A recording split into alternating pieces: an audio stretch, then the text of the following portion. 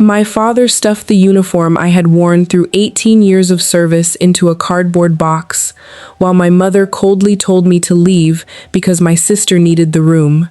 They thought I had been fired and could no longer support them. What they did not know was that my company had bought the house 2 days earlier. Should I tell them now or stay silent? My father was folding my dress uniform into a cardboard box when my sister asked who was going to pay her car loan now. None of them knew the house around us had legally become mine 2 days earlier. The box had once held a coffee maker. I could still see the faded picture on one side. My father moved slowly as he lowered my jacket into it, careful with the fabric, almost gentle. That made it worse. Outside the windows, evening had settled over the Chesapeake Bay. Lights from the dock trembled on the dark water. Somewhere beyond the glass, a loose rope tapped against a wooden post. Inside, no one seemed to hear it but me. My mother sat on the sofa with both hands folded in her lap. She did not yell. She spoke in the calm tone she used whenever she had already made a decision and wanted obedience to sound like agreement. My sister was getting married, she explained. She and her fiancé needed privacy. They needed my room. Since I had left the army, my mother said, it no longer made sense for me to stay there without contributing the way I had before. I could find a small apartment near Annapolis. If money became a problem, there were programs for veterans who needed help adjusting. She made it sound generous. My sister leaned against the kitchen doorway, scrolling through her phone. She had not asked why I was home early. She had not asked about the medical retirement papers in my hand. She had not asked whether the pain in my shoulder had gotten worse. She looked up only once. So who's covering my car payment now? The question did not surprise me. That was the part that hurt. She spoke as if my money had always belonged in the family budget, as if my 18 years in uniform had created a permanent debt between us. My father kept his eyes on the box.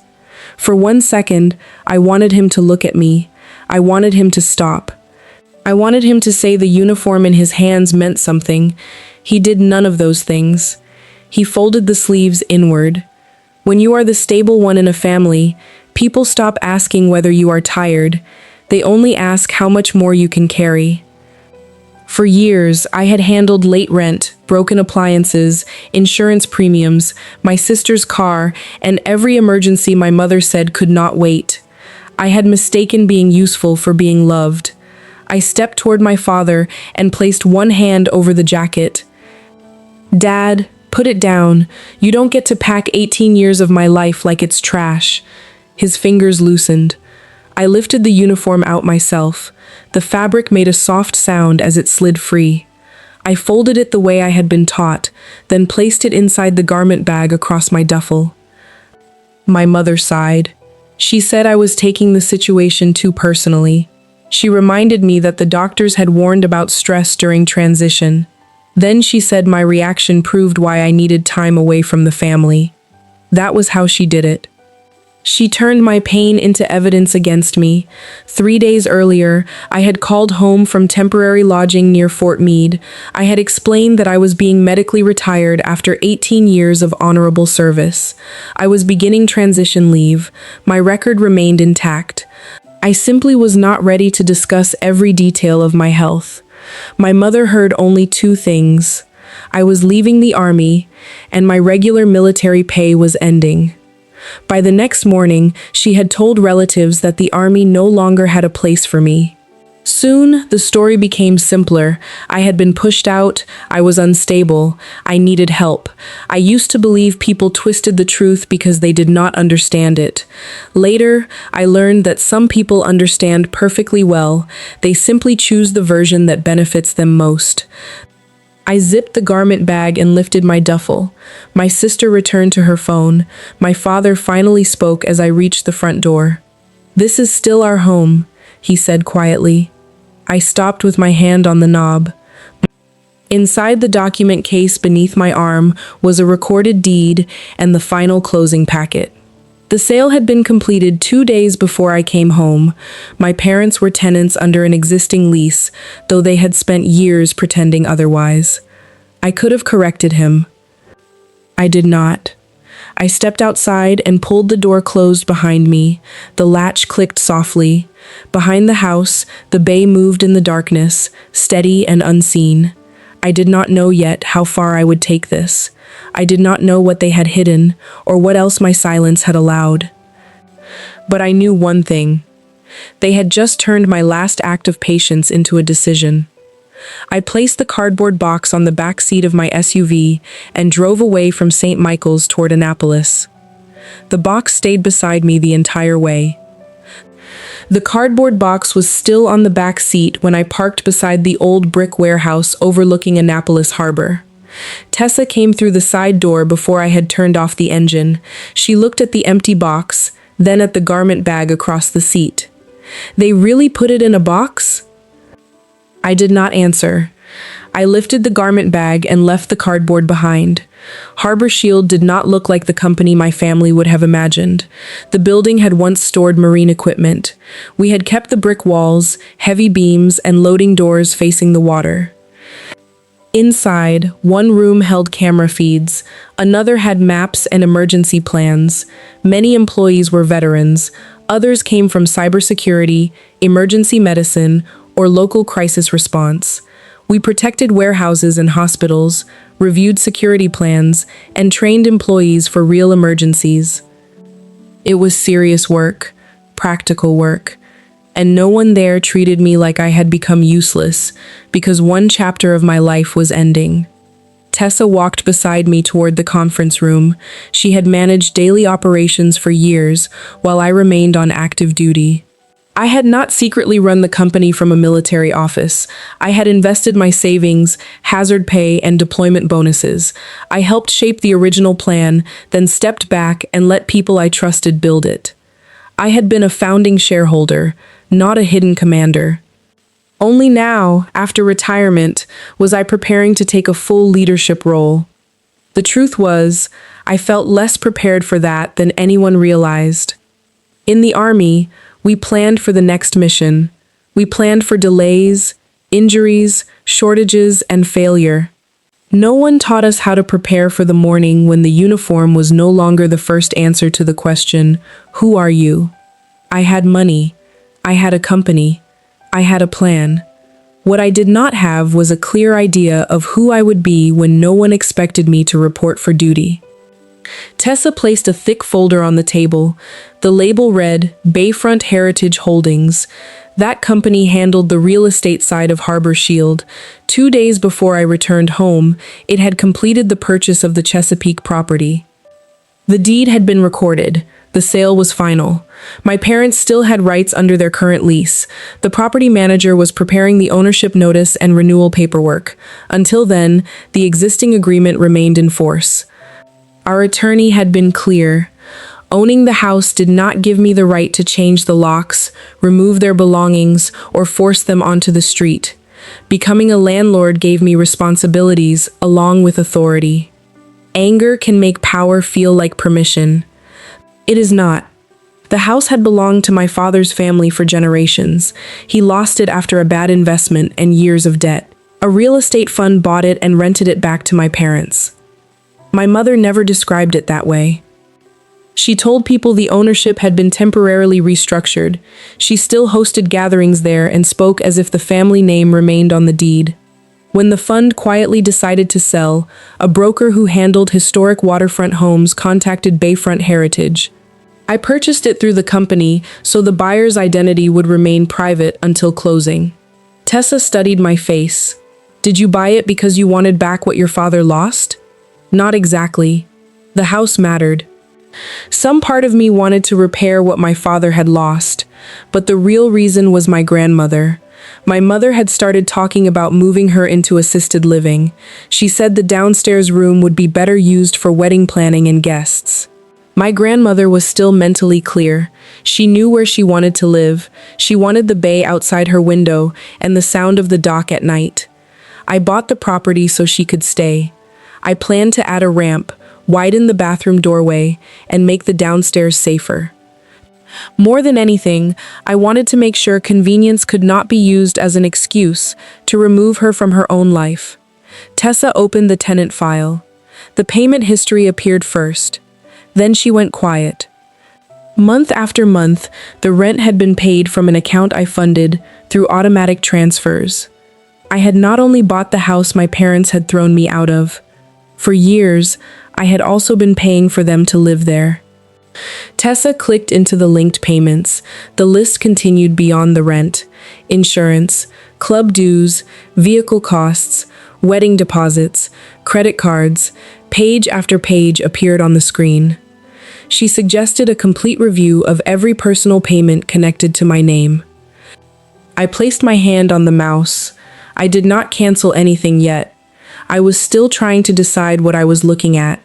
Was it generosity, or was it a system I had helped them build to use me?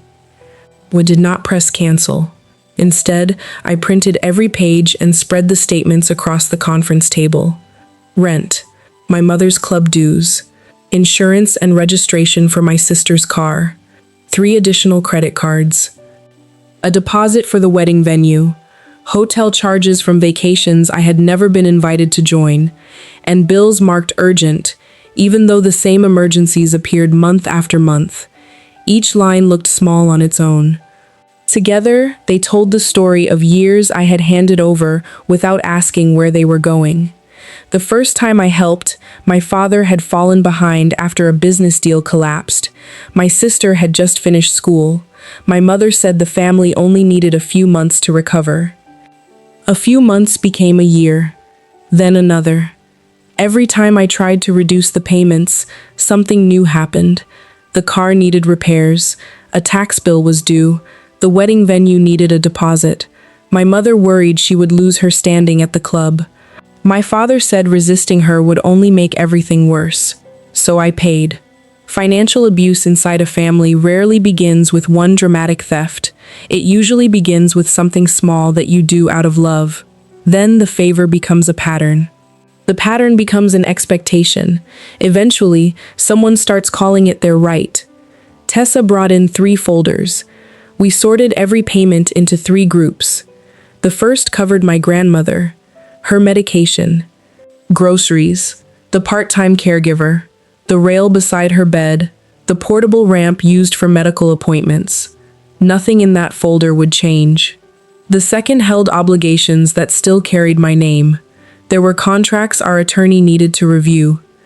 A few services required formal notice. Some accounts could not be closed without creating fees or damaging my credit. Those would be handled carefully. The third folder was different.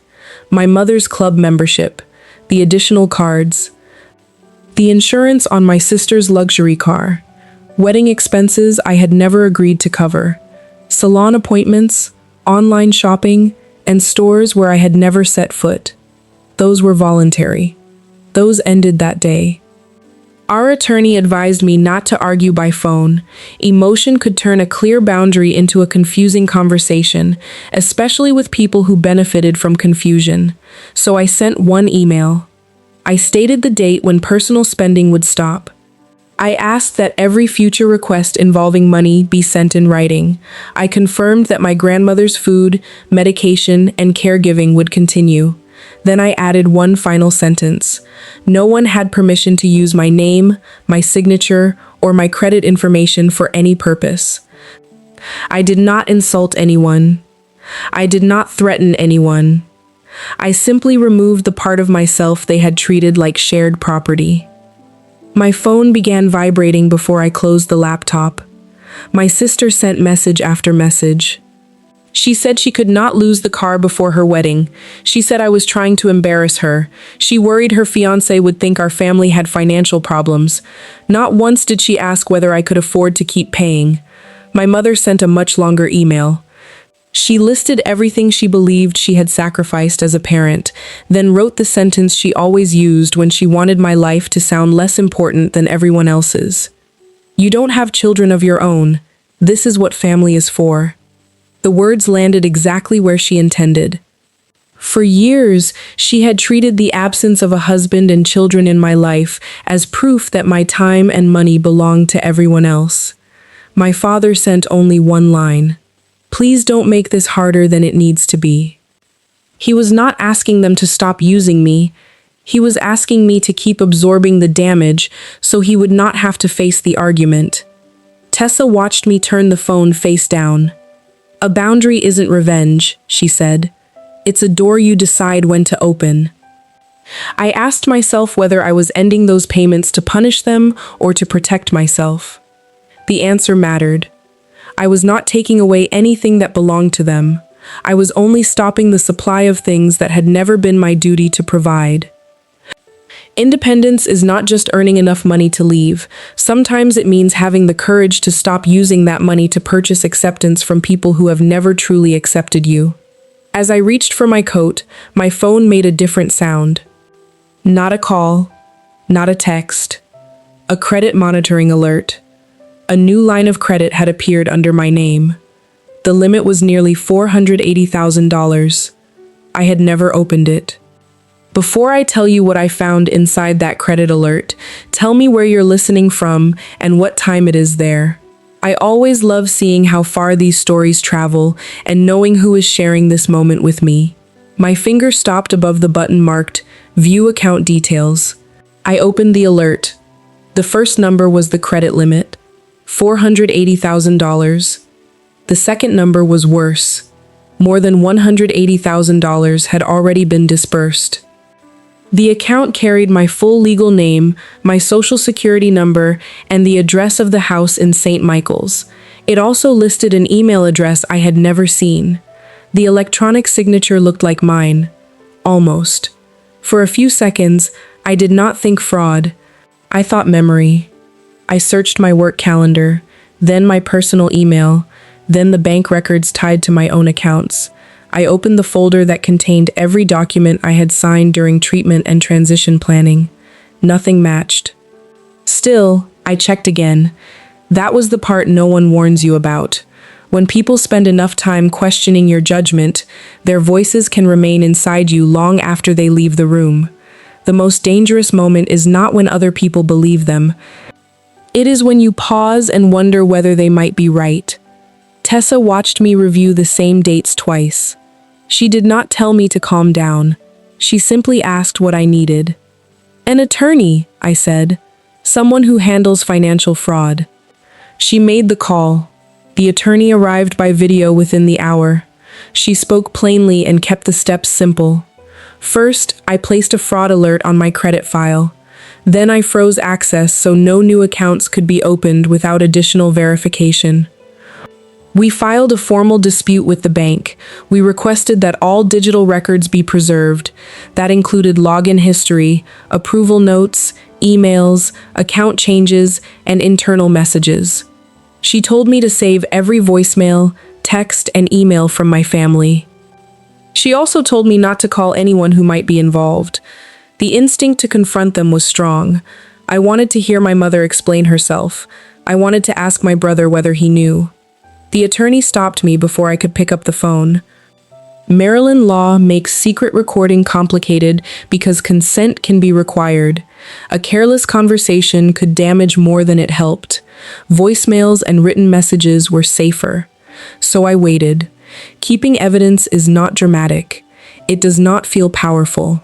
Most of the time, it feels like sitting still while every part of you wants to move. But proof collected the right way lasts longer than anger. The bank sent a preliminary transaction summary. The money had gone in several directions. One payment went to a wedding planning company. Another went to a car dealership. Several transfers reached a joint account connected to my mother. One large withdrawal was labeled family property expenses. Then I saw a payment to a senior care organization. I read that line twice. There was no name attached to the summary and no explanation of who the care was for. I told myself it could be anything. I did not believe that. My phone rang again. My mother. I let it go to voicemail. She called a second time, then a third. The message arrived less than a minute later. Her voice was controlled, but the anger underneath it was clear. "Your name is already on the debt, so don't pretend you can just walk away. We did what we had to do for this family." I played it once, then I stopped. It was not a complete confession. She did not say who created the account or who approved it. But she knew the debt existed, she knew my name was attached to it, and she expected me to accept it. I wrote down the date, the time, and the number she had called from. The attorney saved a copy of the voicemail and arranged for a written transcript. I did not respond. Until that moment, some part of me had still tried to separate my mother's entitlement from criminal behavior. I had told myself she was demanding, careless, and selfish. The voicemail erased that distinction. She did not simply believe she deserved my money. She believed being my mother gave her permission to use my identity. Some families use the word "we" to describe loyalty. Mine used it to erase the line between what belonged to them and what belonged to me. Reporting identity theft inside a family is different from reporting a stranger. You are not only reporting a number, you are admitting that someone who knew your birthday, your handwriting, and the answers to your security questions had turned closeness into a weapon. Late that afternoon, the attorney received a call from the bank's fraud department. The account had not followed the normal approval process. Someone inside the bank had used management authority to waive the direct identity check. The attorney shared her screen and opened the internal access log. One employee code appeared beside the exception approval. Then she turned the screen toward me.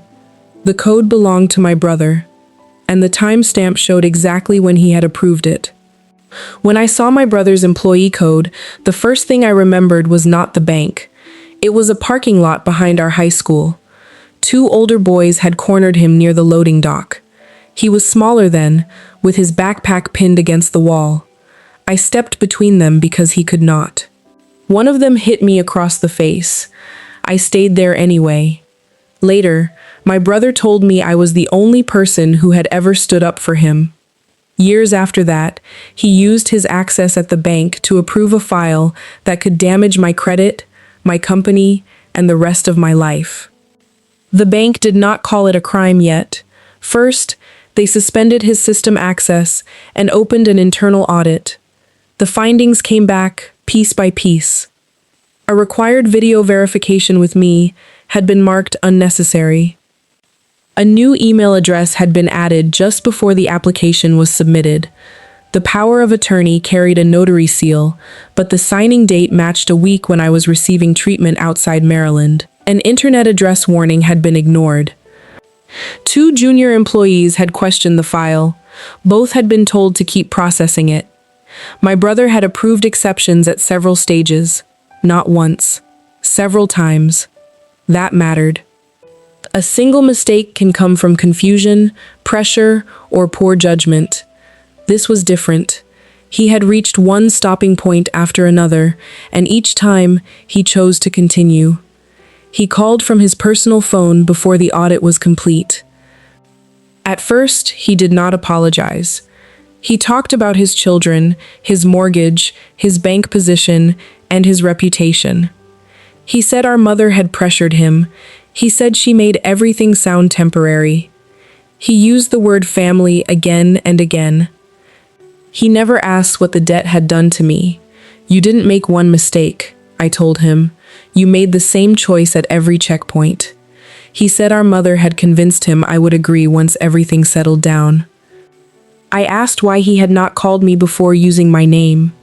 The silence on the line lasted longer than any answer could have. My brother had always been described as the peacemaker. He spoke softly. He avoided scenes. He told everyone to calm down, but I finally understood what that role had really meant. He did not create peace. He found someone else to pay for it. When we were children, I took the hit so he could walk away. When we became adults, I paid the bills so he would not have to argue with our mother. Now he had placed the risk in my name so she would not turn her anger toward his job, his home, or his children. Peace built on one person's silence is not peace. It is abuse with the volume turned down. My brother asked me to tell the bank there had been a misunderstanding. He said we could resolve everything privately. I refused. I did not threaten him. I did not tell him what sentence he might face. That was not mine to decide. You had time to think about your children before every approval, I said. You don't get to use them now to make me carry the consequences. After the call ended, my hands began to shake. Not because I was afraid of him, because I had just refused the role I had played my entire life. I had not rescued him. For the first time, I had allowed the consequences to remain where they belonged. Forgiveness and rescue are not the same thing. Maybe one day I would stop being angry with my brother, but understanding him would not require me to lie for him. The audit continued into the evening. The money trail showed payments to the wedding planner, the car dealership, and credit card accounts connected to our mother. There were legal fees tied to the rental paperwork for the house. Then the attorney opened one final transaction. It was a non-refundable deposit at an upscale senior care facility. The intended resident was my grandmother. The move-in date was only a few weeks before her 80th birthday. My mother had not only used my identity to fund the family, she had used it to prepare my grandmother's removal from the house. My phone rang before I could ask another question. It was my grandmother's caregiver. She spoke in a low voice. My mother had told her to pack clothing, medical records, and personal items. The caregiver had found admission papers in the kitchen. My grandmother had not been told that a move-in date had already been scheduled. Then she asked one question. Are you coming for her, or should I call Adult Protective Services? I was already reaching for my keys. Before dawn, I was driving back toward St. Michael's. The side door would be unlocked. I owned the house, but I still had to enter it like someone who did not belong. I stepped through the side door before sunrise. The house belonged to my company now, but I still removed my shoes so I would not wake my parents. Ownership on paper did not automatically make a place feel like mine. The caregiver led me down the hallway. My grandmother was awake beneath a small lamp, a blanket over her knees. Beyond the window, the bay moved in the darkness. She did not ask why I had been thrown out. She had heard enough. She reached for my hand. Are you all right? That question nearly broke me. For days, everyone had asked about money, cars, rooms, and wedding plans. She was the first person who asked about me. I said I was managing. She gave me the look that meant she knew I was not answering honestly. Then she told me what had been happening. My mother had brought her a folder from a senior care facility. The pictures showed gardens and smiling residents. My mother described it like a resort. She said professional care would be better and that the family needed to make practical decisions. She also included papers giving her control over my grandmother's finances. My grandmother had not signed them. She feared that if she refused, my mother would tell everyone she was confused and no longer capable of deciding for herself. I understood the tactic. My mother used my medical retirement to suggest I was unstable. She used my grandmother's age to suggest she was no longer competent. Control does not always arrive through force. Sometimes it arrives through a story repeated until everyone begins speaking for you. My grandmother tightened her fingers around mine. Don't save the whole family, she said. Save what is still decent in it. She wanted to choose where she lived, keep her savings protected, and avoid becoming another reason for people to fight. Mostly, she wanted to see the water from the porch for whatever time she had left. Then she told me about a loose stone beside the fireplace. Years earlier, she had hidden a small tin box behind it. The caregiver stood watch while I eased the stone forward.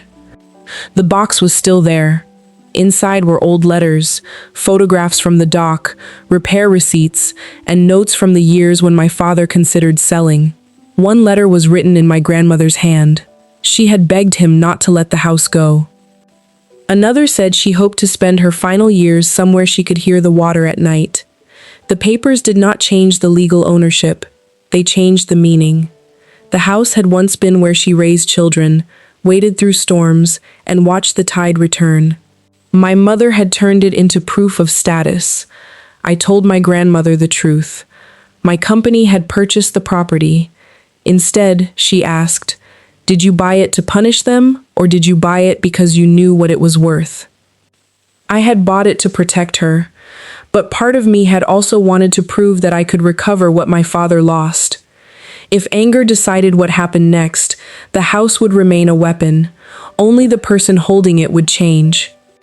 By mid-morning, I contacted an attorney who handled elder care and real estate matters. The attorney met with my grandmother privately. I was not present when she explained what she wanted. An independent specialist confirmed that she understood her decisions. She received separate legal advice. She would have the legal right to live in the house for the rest of her life. Her care expenses would come from a separate fund my mother could not control.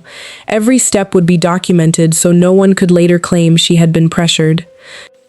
Protecting an older person takes records, independent advice, and clear authority. Before I left, my grandmother handed me an old photograph of herself on the porch. "A house doesn't become a home because your name is on the deed," she said. "It becomes a home when the people inside it are safe." I carried that sentence toward the car. I had once thought power meant being able to make someone leave. Sometimes, power means making sure someone cannot be pushed out of the place where they belong. My phone buzzed in the driveway. The property manager had sent a new application. My mother had requested a lease renewal through Bayfront Heritage Holdings. She had also transferred a $10,000 deposit to reserve the house for my grandmother's birthday and my sister's wedding announcement. She did not know the company receiving the money belonged to me. Then I saw the account used for the transfer. It was the same line of credit opened in my name. The receipt showed my mother as the payer. The owner was listed as Bayfront Heritage Holdings. I stared at those two lines until the screen dimmed. I did not need to lure my mother into a trap. Her greed had already found the address. The receipt stayed on my screen. My mother had paid $10,000 to Bayfront Heritage Holdings. The transfer came from the credit line opened in my name. The purpose was listed as lease renewal and event reservation. I did not feel victorious. She had used my identity to pay my company so she could keep controlling the house and everyone inside it. The property manager sent me the full application. My mother claimed the family had stable income. She listed my brother as an active bank manager, described the credit line as legitimate family funding, and said there were no legal disputes involving the tenants. Then I reached the guarantor section. My name was there. I had never agreed to guarantee anything. Our attorney confirmed that the renewal had not been approved. I told the management team not to reveal the owner, not to sign a new lease, and to communicate only in writing. The next morning, my grandmother's caregiver called.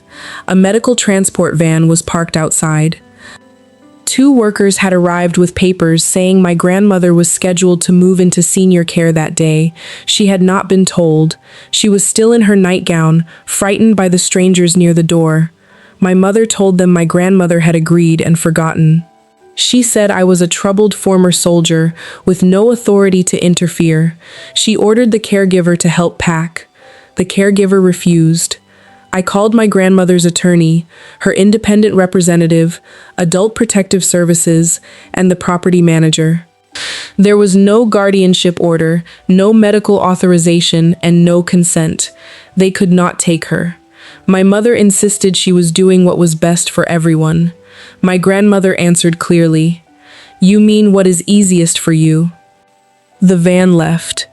My mother did not apologize.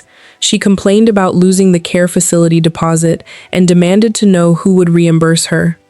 Some people only notice another person's pain when that pain sends them a bill.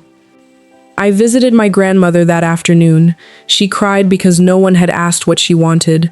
For a moment, I wanted my parents out immediately. Our attorney reminded me that the current lease still protected them. Anger did not erase tenant rights. Power only meant something if I used it better than my mother had. That evening, the security system sent an alert. The hallway camera showed my sister and her fiancé outside my old room. The property manager had sealed it because my belongings were still inside. My sister removed the lock with a screwdriver. She said they needed the room for wedding makeup and storage. Inside were service albums, letters, memorial photographs, old records, and a small box of commemorative medals. Her fiancé suggested selling some of it online. She got kicked out anyway, my sister said. None of this belongs here now. She divided my belongings between two boxes. One said, sell. The other said, trash. I watched from the office. Tessa asked whether I wanted to drive there myself. I did. Instead, I sent the property manager and a security officer. They told my sister the room was restricted, the belongings were not hers, and the incident had been recorded. She called my mother on speakerphone and accused me of using strangers to bully the family. My mother answered she always cared more about that uniform than she cared about us. She still did not understand. I did not love the uniform more than my family. The army had simply given me clear responsibility, honest recognition, and the belief that sacrifice should mean something. I had considered refunding the deposit and canceling the event. But if I did, my mother would tell everyone I was unstable, jealous of the wedding, and trying to force an old woman from her home. So I approved the event under strict conditions. It was not a lease renewal. All vendors would work through property management. Locked rooms would remain locked. My grandmother's belongings could not be moved. The cameras would stay on. Our attorney and property manager would attend. The deposit would remain separated for the investigation. I did not need to build a stage for my mother. She had spent her whole life building one. I only decided not to close the curtain before people saw the truth. The guest list arrived that night. Club friends, local business owners, clients connected to my brother, a retired judge, relatives who had heard I was thrown out of the army. My mother had invited everyone who knew her version of me. The party was no longer just a family event. It was the room where her lies, my brother's choices, and every document we had collected would finally meet. If you are still listening, please leave a comment below and tell me how satisfied you are with the story so far. It lets me know there are still people walking beside me through this journey. Your presence is the greatest encouragement I have to keep telling the final part. The guest list ran 3 pages.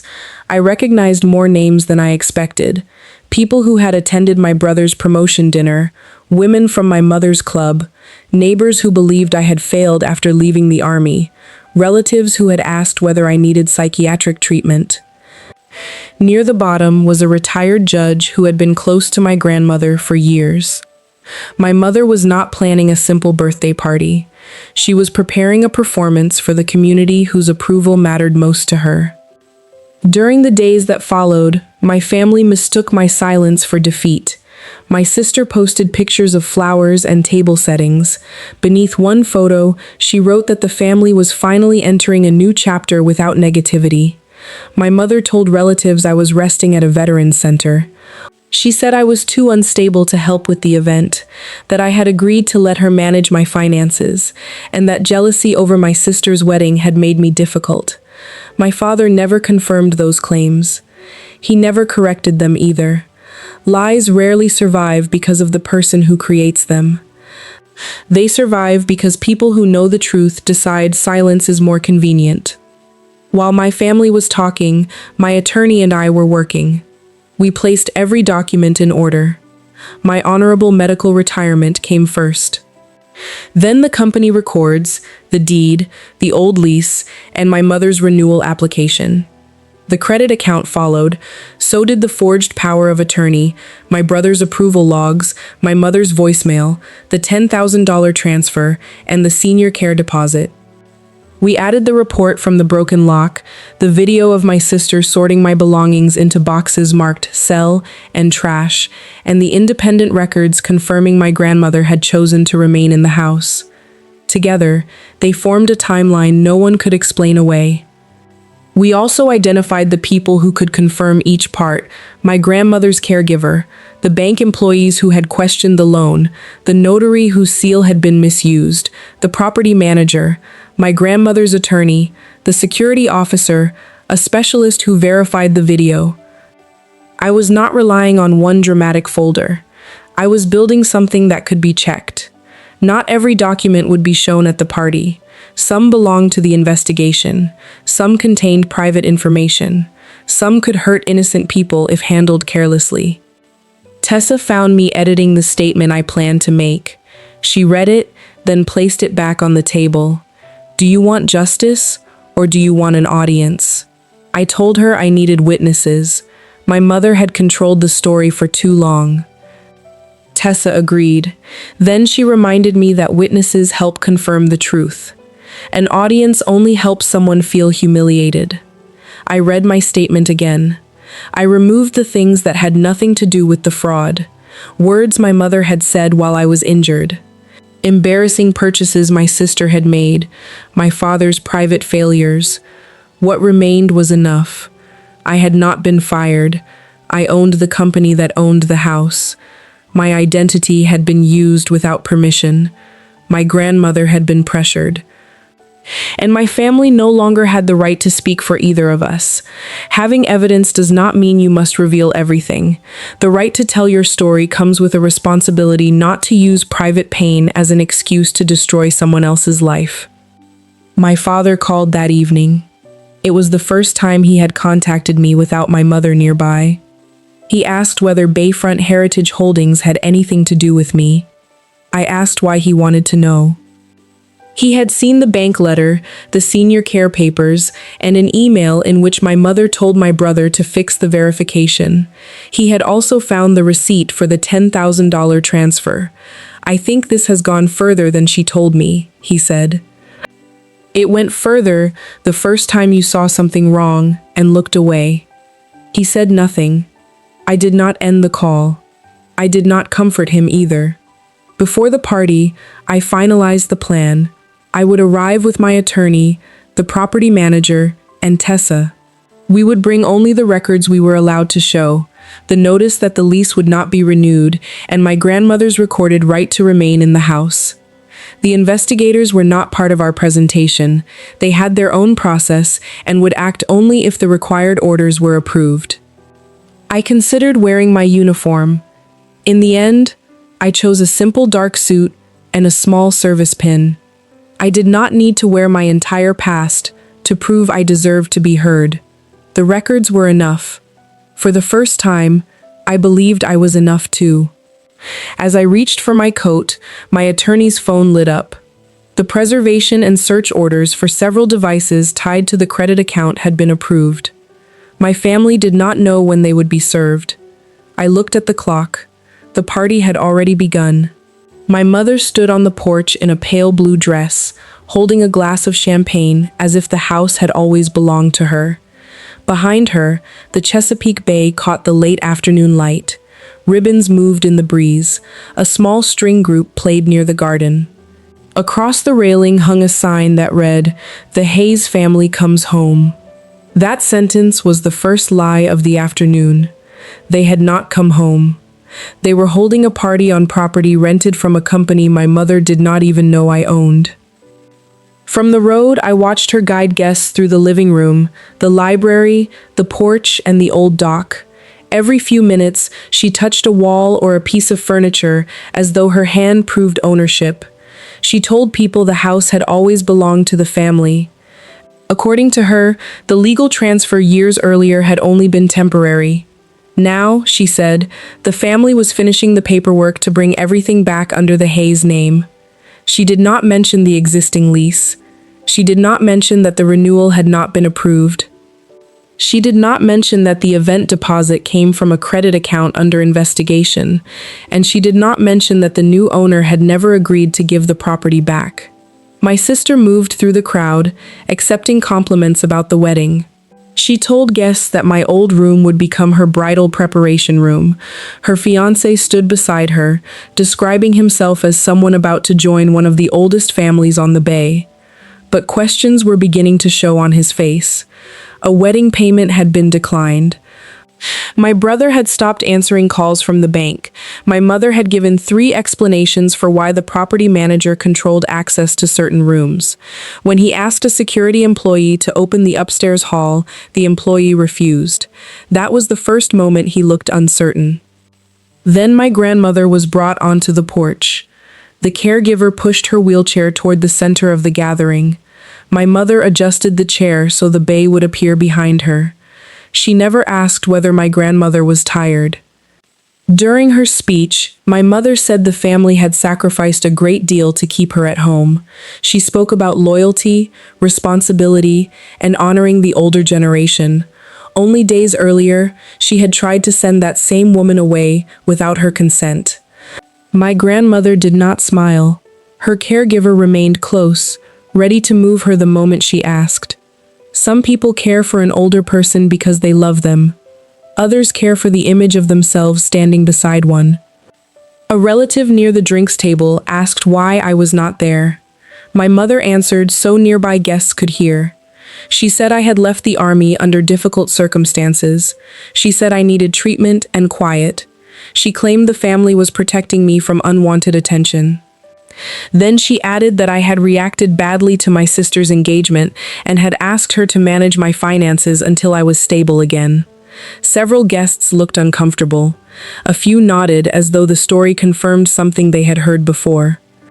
Social approval can become its own addiction. After a while, people stop asking what is true. They only ask which version allows them to remain admired. The retired judge who had known my grandmother for years did not nod. She asked my mother who had signed the new lease. My mother smiled and said the legal department was handling it. Then why are you telling people the property is yours? The judge asked. My mother laughed lightly. She said she had been speaking in a family sense.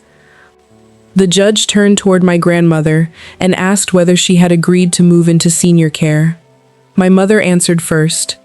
My grandmother lifted one hand. No one asked me. The conversations closest to the porch stopped. My father stood near the front door holding an envelope. I recognized the bank logo. Inside was notice of my brother's suspension and a demand that records be preserved. My father looked at my mother, then at my grandmother. He still said nothing. But his silence had changed. It looked like the silence of a man who knew he had reached his final chance to choose. The property manager approached my mother and asked her not to lead guests into the locked rooms. She told him this was her family's home. He remained polite. You are the current tenant. The owner's instructions still apply. The word tenant moved through the crowd in whispers. My mother's smile tightened. At that moment, the string group stopped. A black car had pulled through the front gate. I stepped out with my attorney and the senior property manager. My mother saw me. The smile disappeared from her face. I walked toward the porch and placed one foot on the first step. You were not invited, my mother said. I looked past her, toward the porch, the guests, and the windows facing the bay. I didn't need an invitation. My attorney explained that we were there to address legal matters involving the tenants, the property, and an account opened in my name. My mother laughed as though the entire thing were a misunderstanding. She told the guests I was confused, angry, and unable to accept leaving the army. I placed one document on the table. I was not fired. I was medically retired after 18 years of honorable service. The paper confirmed my status, my benefits, and my legal ability to manage my own affairs. I did not owe a crowd the private details of my treatment. There is a difference between needing support and losing the right to make your own decisions. My mother had spent weeks pretending those two things were the same. My attorney placed the company records beside the retirement document. The senior property manager added the deed and closing statement. He explained that Bayfront Heritage Holdings had purchased the house legally. The sale closed 2 days before I came home. My parents remained tenants under the old lease. The renewal application had never been approved. The porch became quiet. You threw me out of a house you never owned, I said. The sale closed 2 days before I came home. My mother stared at the deed. I am the owner, and from this moment forward, every conversation goes through my attorney. My sister said I had hidden the purchase to humiliate them. I kept a business transaction private, I told her. You chose to throw me out before asking a single question. Her fiancé asked whether I had also been paying for the car and the wedding expenses. My sister looked toward our mother. She never answered. My brother arrived through the garden gate, looking as though he had not slept. He said this was an internal family matter. My attorney placed the credit file on the table. She said identity fraud was no longer a family disagreement. I did not give a speech about my brother. I asked 6 questions. Who waived direct verification? Who added the new email address? Who accepted a power of attorney dated while I was receiving treatment in another state? Who ignored the internet address warning? Who ordered 2 employees to keep processing the file? Who approved the final release of funds?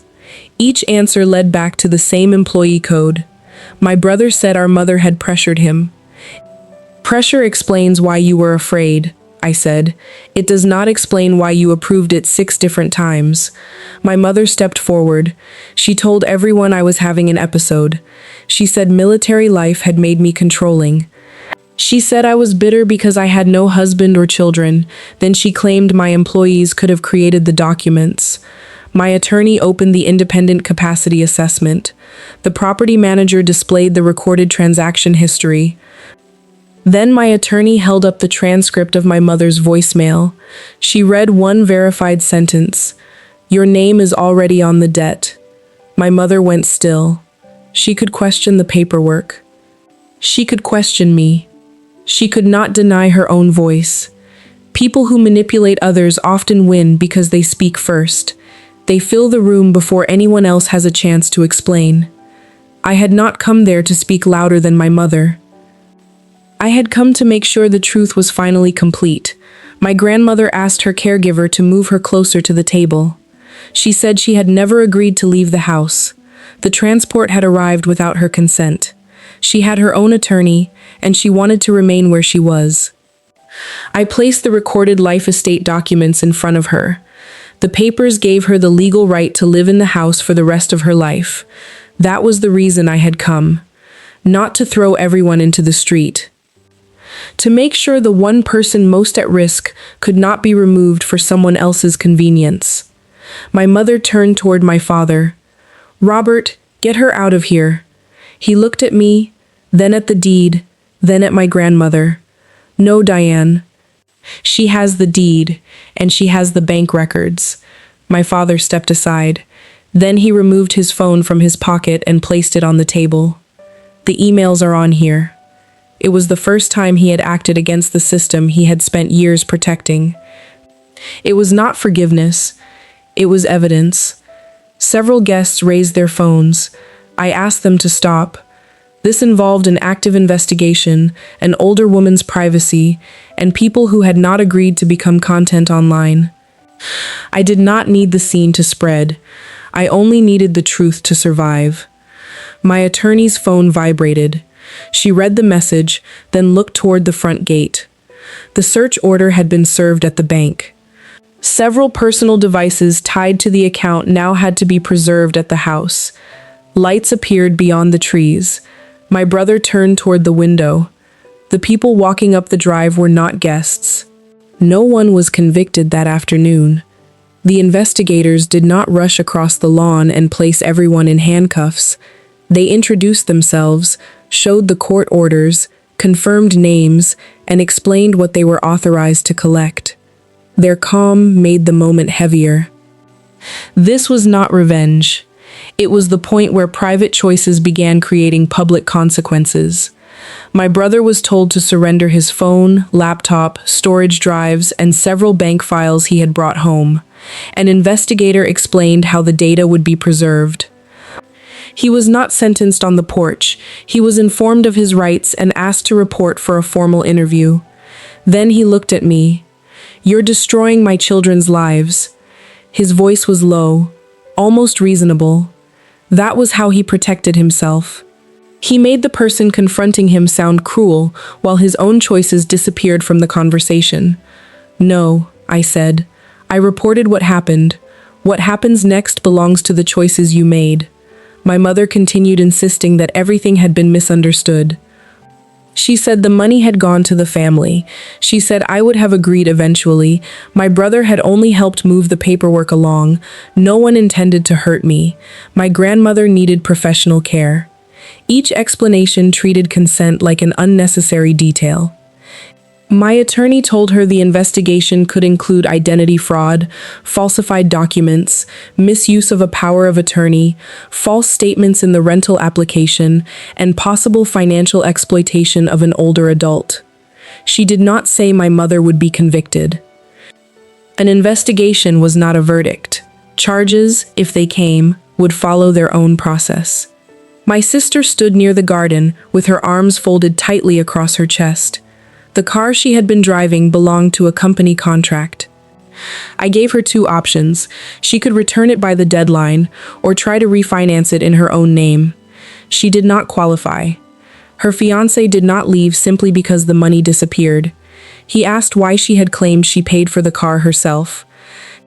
Why she said the house belonged to the family, why she told him I had volunteered to cover the wedding. He also asked why she had hidden the investigation. My sister tried to answer everything at once. He finally postponed the wedding. He said he could not promise a life together, while wondering which parts of their life had been true.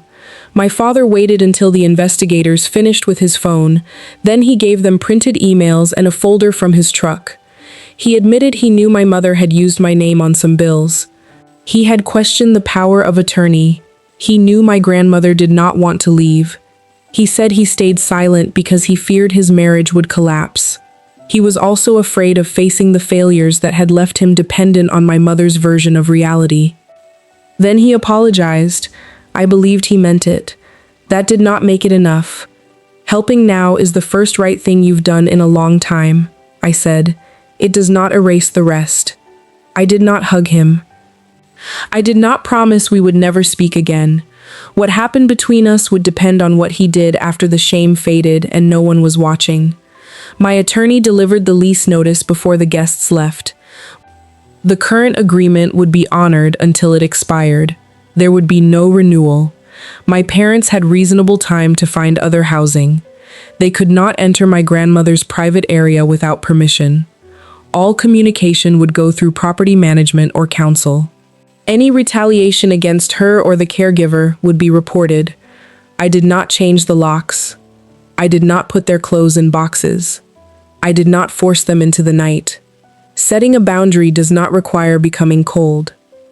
Compassion and weakness only look alike when no one sees the limit attached to the compassion.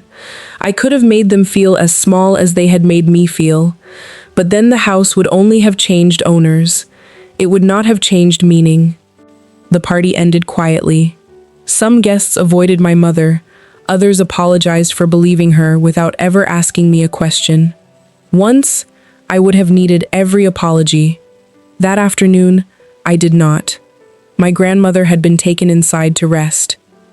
I asked the staff to save the birthday cake so she could have a slice later, without speeches, cameras, or anyone arranging her chair for a photograph. The celebration had supposedly been for her. Almost everyone had forgotten that. When the last cars left, the house settled into silence. My attorney handed me the recorded confirmation of my grandmother's life estate. The legal work was complete. The next morning, contractors would begin planning the ramp, bathroom changes, and safety updates she needed. I carried the papers out to the porch. My grandmother was facing the bay. As I walked toward her, I understood that the real victory had never been about who lost a job, a car, or a house. The morning after the party, the house was quiet. There was no music, no glasses touching, no one walking from room to room, talking about family history as though a good story could erase a bad choice. Only the sound of water beneath the dock and the soft movement of my grandmother's wheelchair across the old wood floor. I carried the recorded life estate papers to the porch and placed them in her hands. I explained the important parts simply. She had the legal right to live there for the rest of her life. No one could move her because they wanted the room. Her care fund would be managed independently. She had her own attorney. As long as she remained able to make medical decisions, those decisions belonged to her. She looked at the papers, then at me. Does this mean I can stay? As long as you want. Over the next several weeks, the house began to change. We added a ramp to the porch. Handrails went up along the hall. The downstairs bathroom was rebuilt so she could use it safely. We installed a call system, widened the garden door, and created a private space for the caregiver. None of it was glamorous. That was the point.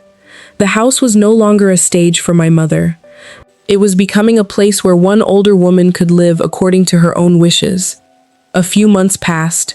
My brother lost his management position, the investigation continued, and his attorney began discussing possible charges and an agreement with the bank. He started therapy and sent me several letters. I read them. I did not answer yet. My mother moved into a small apartment outside town. She lost invitations, friendships, and the social standing she had protected so fiercely. She still told some people that she had been misunderstood. What changed was that she no longer had access to my accounts, my records, or my grandmother's money. My sister found steady work. The wedding remained postponed. She learned to pay her own insurance, rent, and groceries. One evening, she sent me a message that did not ask for money. I noticed. I still kept my distance. My father moved into a separate apartment and continued cooperating with investigators. He visited my grandmother only when she agreed. He stopped asking me to forgive him. Instead, he began doing the smaller, harder things. He arrived when he said he would. He did not enter private rooms. He did not speak for anyone else. I did not know whether we would ever become close. For the first time, I allowed that question to remain unanswered. I officially stepped into my role at Harbor Shield. Civilian life was not as easy as having an office and a title. I still woke before sunrise. Sudden schedule changes made me tense. Some days, I missed my unit so much that ordinary meetings felt empty. I stayed in therapy. I attended a transition group with other veterans. I practiced resting without treating it like failure. I had thought leaving the army would be the hardest part. It was not. The hardest part was learning to live without proving my value through how much pain I could carry. One afternoon, my grandmother and I sat together on the porch. The breeze moved across the bay. She watched me for a long moment. You finally stopped asking them for permission to know your own worth. She was right. I had not won because I owned the house. I had not won because my brother lost his job or because my mother lost her status. I had not won because people finally knew I was successful. I had won because I no longer needed those things to tell me who I was. Later, I found the cardboard box in the back of my SUV. The same box my father had used for my uniform. I did not burn it. I did not throw it into the water. I filled it with old papers and took it to recycling. That was all it was now. Cardboard. That evening, my grandmother fell asleep in her chair on the porch. Tessa brought out 2 cups of coffee and handed one to me. We watched the water. For most of my life, silence had meant someone was ignoring my pain. Now, silence meant no one was afraid. I once believed silence meant weakness. Now I know it can also mean discipline.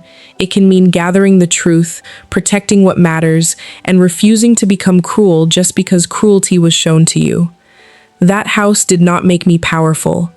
Choosing what kind of person I would be inside it did. Before you go, tell me honestly, were you satisfied with the way I handled my family, or do you believe I should have made a different choice? Share your thoughts in the comments. I read every one of them. What do you think about her decision? Would you have handled things differently if you were in her position? Share your thoughts in the comments. I read every single one. If this story gave you something to think about, please leave a like, share it with someone you care about, and subscribe so you do not miss the stories still to come. Until we meet again in the next story, we are Honor Family Radio, using stories to walk beside you through the years, helping you rediscover peace, courage, and strength within your heart.